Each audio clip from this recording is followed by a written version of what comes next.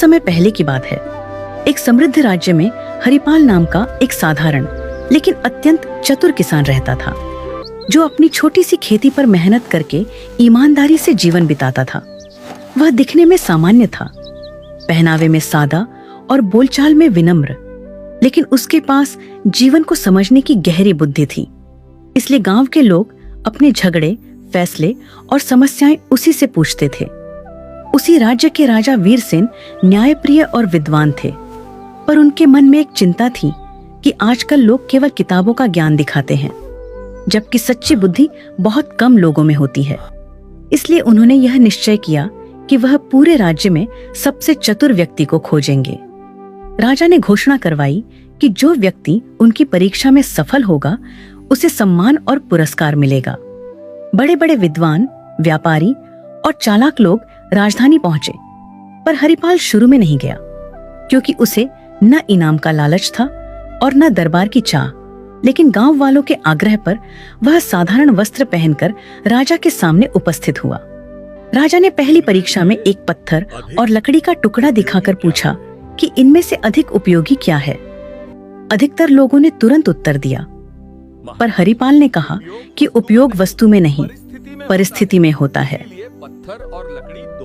यह उत्तर सुनकर राजा प्रभावित हुए।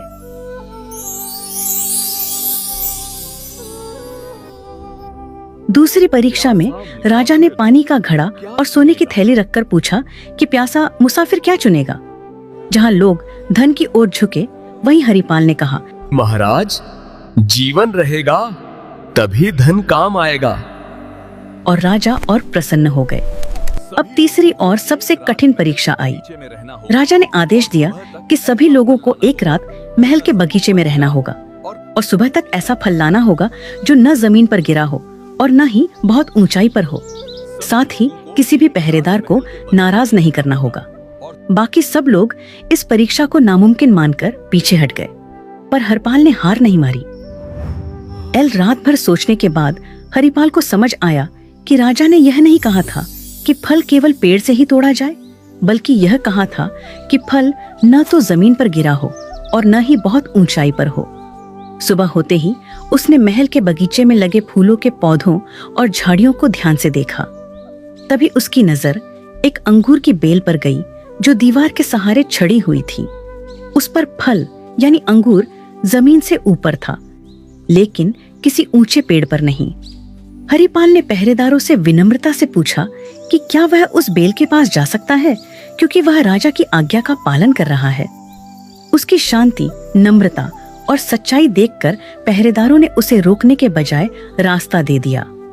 हरिपाल ने बिना किसी नियम को तोड़े बेल से फल तोड़ा और दरबार में ले आया।